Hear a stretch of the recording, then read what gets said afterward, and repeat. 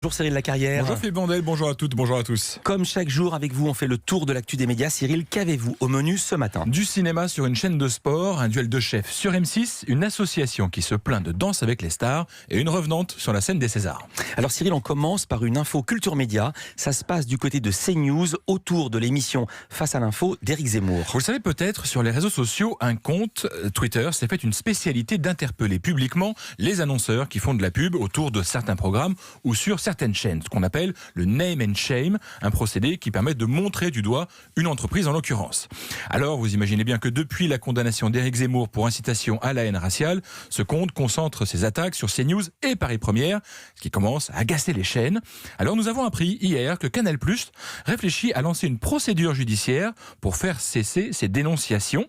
Les services juridiques de la chaîne ont ciblé le motif de leur plainte. Canal veut lancer une action civile en responsabilité délictuelle pour appel fautif au boycott. Voilà le terme exact.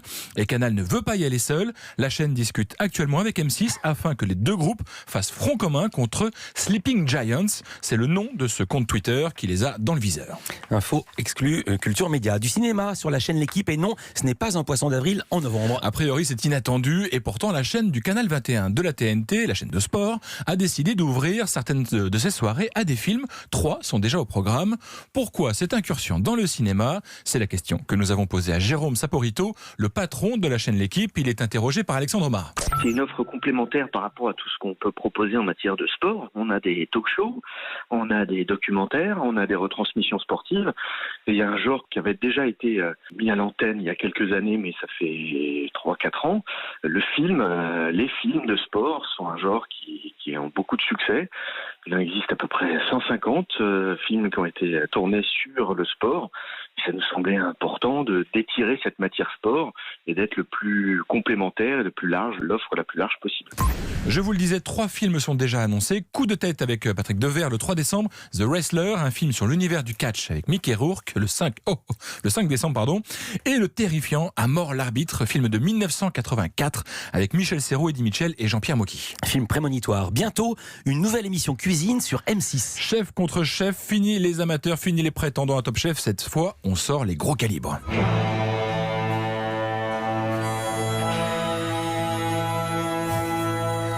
C'est de la mise en scène. Ouais.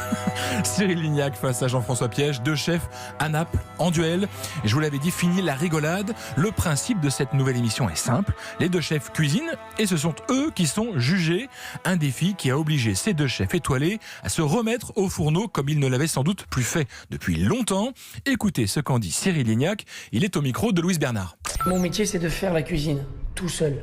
Aujourd'hui, j'ai des brigades entières, je suis pas tout seul. Sauf que là, je revenais à la jeunesse de mon métier, qui est quand j'ai commencé à travailler, j'étais moi, face à mon plan de travail avec mes produits. Donc du coup, c'était un mélange jubilatoire de te dire, j'ai 20 ans de moins, j'ai 18 ans, je suis dans ma cuisine et je fais à manger. Et à la fois, une pression terrible parce que tu te dis, voilà, il faut faire manger des grands chefs, des confrères. Et surtout, il faut que ça envoie parce que faut montrer ce que tu sais faire et qui tu es, quoi. Et à en croire son compère d'aventure Jean-François Piège, un chef doit s'habituer lui aussi à être jugé. On est jugé tous les jours dans nos restaurants, donc ça c'est un métier où le jugement est quand même assez, assez présent, que ce soit par les guides, par les clients. Donc on est jugé quotidiennement. D'être jugé dans un concours qui est télévisuel, ça c'est un risque. C'est vrai c'était un risque, mais c'est peut-être pour ça qu'il y a de l'intérêt pour ce programme. Le duel Piège-Lignac à Naples, c'est pour le 12 décembre et tout porte à croire que d'autres numéros devraient suivre, peut-être d'ailleurs avec d'autres chefs pour affronter Cyril Lignac. Et Jean-François Piège. Et Cyril Lignac, qui sera notre invité le 12 décembre. Voilà. Dans Culture Média. C'est la finale de Danse avec les stars demain sur TF1. Mais Cyril, vous vouliez nous parler ce matin d'une lettre adressée par une association à la chaîne, ainsi qu'à plusieurs membres du gouvernement. L'Union nationale des familles et amis de personnes malades et ou handicapées psychiques a interpellé Gilles Pélisson, le patron de TF1. La raison, une séquence de Danse avec les stars diffusée le 2 novembre dernier. On y voyait 2 candidats en train de danser dans une cellule capitonnée. Une scène stigmatisante, estime l'association.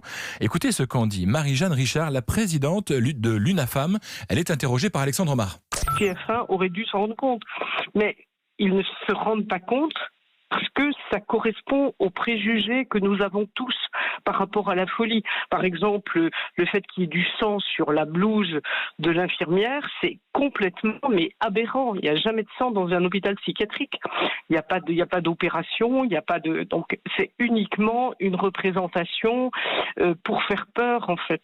Et ça alimente les préjugés. Nous avons demandé à l'association ce qu'elle attend maintenant de TF1.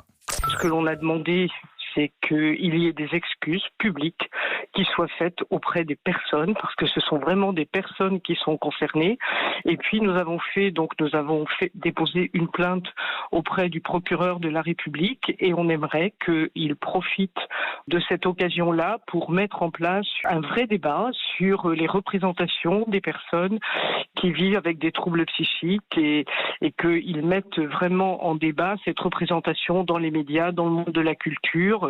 Pour l'heure, la lettre de l'UNAFAM est restée sans réponse. La photo en une de Paris Match est saisissante, bras dessus, bras dessous, une enquête inédite à lire dans le nouveau Match. Le samouraï et l'immortel Alain Delon et Jackie Imbert, l'acteur et la figure de la pègre marseillaise.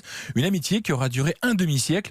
Match s'est procuré la correspondance que se sont échangés les deux hommes alors que Jackie Imbert était enfermé dans la prison de Luynes. Mais cette amitié était terminée, les deux hommes ne s'étaient fâchés il y a 5 ans et Alain Delon n'était pas aux obsèques de Jackie Imbert qui se sont déroulées dans le sud de la France. Une enquête, vous l'avez dit, à lire aujourd'hui dans Paris Match. Cyril, on va terminer ce jour avec un retour. Si, les mamans calmes, c'est facile à reconnaître, c'est celles qui ne crient pas et qui ne courent pas devant l'école.